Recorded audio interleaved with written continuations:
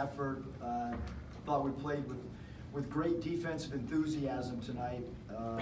We're through 2 games now. We've held our opponents to 4 of 42 from 3 balls, so we've done a great job of taking away that 3-point line thus far in a early 2-game season, and I think that's the first time in 14 years that we've held opponents under 50 points. So just a phenomenal job from a defensive standpoint. I thought their coaching staff and their team did a really good job of playing at a methodical pace, controlling the tempo in the first half, and then I'm really proud of our team not to panic and not to come out and try to rush things because of the pace of the game was so slow. They did a really good job of defensively of defending us, and eventually we made that spurt there in the second half and opened up the game. Yeah, Eric, I think they had about a little under 9. They had a chance at the free throw line to cut to 7. Their guy missed 2. Isaiah drove down real fast, hit a 3. That started a big run for you guys. Do you remember that sequence? Yep. What was the key to that? Well, first of all, 7-point lead against them is like a 14-point lead because basically the first half, every shot came down to, it was either a shot clock violation or they scored under 5 seconds. Almost every single possession. But I just thought we did a good job of, again, not panicking and scrambling around, and I thought our defense created a lot of offense for us too. And progress made on the turnovers, only having 10. You talked about it was a grind game, that junk defense they threw out to start of it. Jimmy Witt looks like he likes a grind game, backing guys down, those little turnarounds. Talk about him helping you guys. You said you stayed patient, finding ways to score and keep the lead.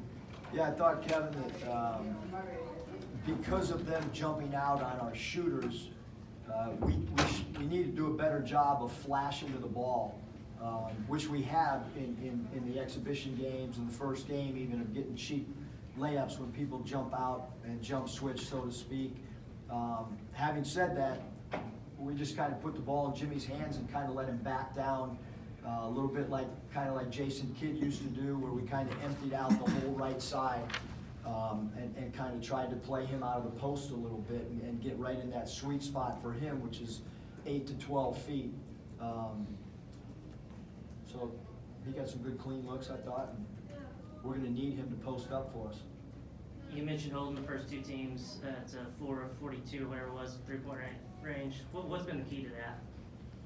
One of the things that we, every game you've got to have game themes. You got to have some mini goals.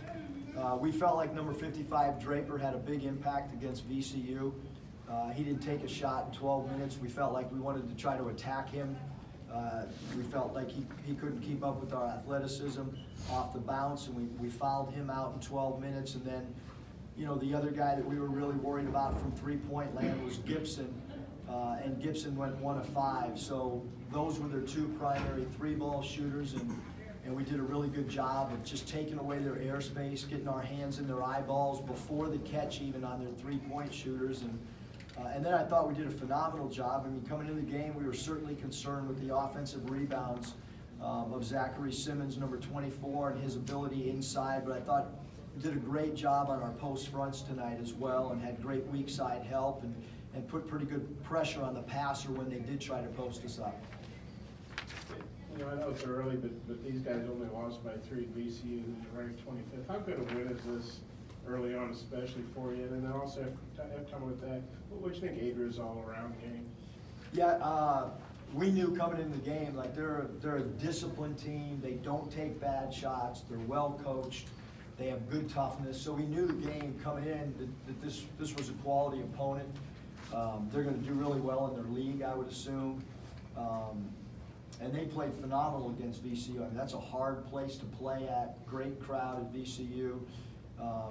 But again, I thought our guys, weathered that first half a little bit, kept their composure. And then Adria, I thought a big key to opening up their defense a little bit was when Adria actually hit that 3. He had his feet set. He didn't get thirsty to take another one, really. I thought that opened up the game a little bit for us when he knocked that one down. He actually did take another one. Sorry, Bob. That's okay. Why not two? That's 50%. Two's not bad, we'll live with it. Just feel the turnovers compensated for the rebounding as far as the few you had and forcing the ones you got from them. Yeah, I thought, again, our goal, for any really good team is 9 or less turnovers. I mean, that's kind of been a benchmark for us wherever I've coached. Having 10 tonight was, big time progress, and now we got to go back and do some more rebounding drills because we took a step backwards on the glass tonight. But we knew with Simmons and his size that rebounding, could be an issue, and so we'll get back to the drawing board on Thursday and work on our rebounding Thursday and Friday. Isaiah Joe and Mason Jones both led the team in scoring again. What difference have you seen from them from last year to this year? Those guys have great chemistry on the floor. I know that, there was a lot of talk that one guy would have a good game last year and then the other one wouldn't. And since I've been here, their chemistry's been incredible. Those two guys like playing with each other. Just really proud that Mason just accepted playing the 4 spot. And I think it's helping him and it's helping our team too. He's got a lot of mismatches at that 4 spot. And we're forcing teams to play smaller, believe it or not. In 2 games now, teams keep matching down with us, which is great. They started 0 for 11 on one possession. Your guards got a couple of block shots. Talk about their willingness to grind on that end, even in a game that's slugging out on both ends, where they're just sticking with it and doing what they got to do. Yeah, from a defensive standpoint, we talk all the time when a shooter goes to shoot, we want to leave our feet. My dad and a lot of coaches I've been around say don't leave your feet defensively, but we do like our guys to, when another player leaves the feet himself, an offensive player, we like our guys to leave our feet with an extended hand reach. We talk all the time, we call them Pat Riley closeouts. Because I thought that Coach Riley's teams always were the best that I've ever seen at contesting jump shots. So, Desi, all those guys are leaving their feet, and they're not just semi-jumping where you can just slip a piece of paper under your feet. I mean, they're jumping as high as they can jump to contest shots, and that throws shooters off, we certainly think. Scott?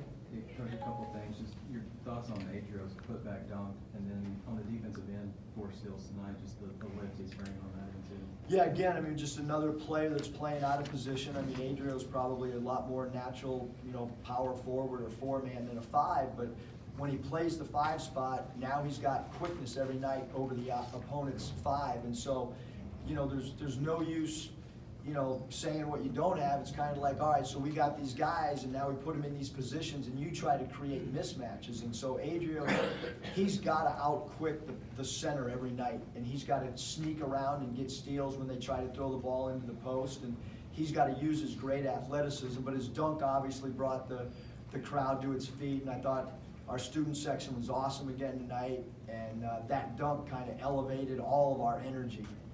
Couple more?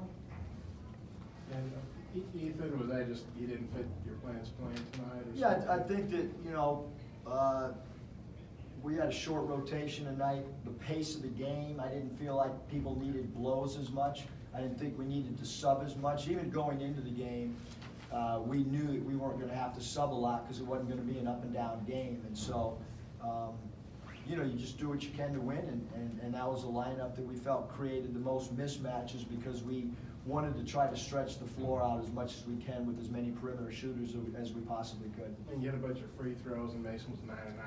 How big was that? Yeah, our free throws, there's these pockets of areas that we knew that we had to improve on. Free throw shooting being one of them, turnovers being one of them, being a better rebounding team.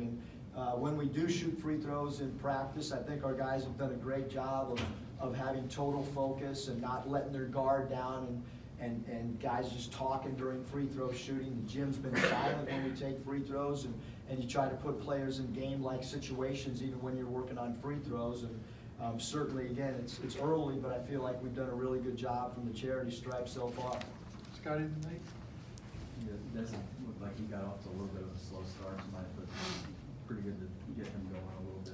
Yeah, the game, the game of basketball just has so many ebbs and flows, and Desi struggled shooting the ball, but I thought defensively he was really good in the first half, but offensively he was kind of, a baseball player had gone 0 for 5 and gets a 6th at bat, and I thought he was phenomenal down the stretch scoring, and he did what a really good player should do, is he stopped settling for his jump shot, and he started attacking the rim, and it opened up the game for him, for sure, from a transition offensive standpoint.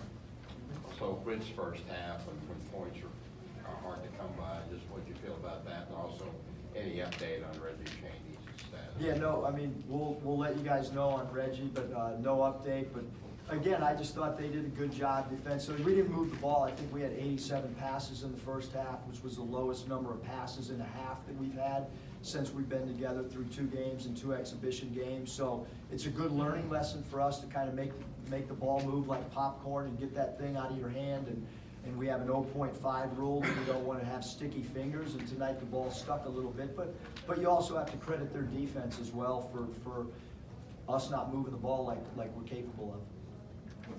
Thanks,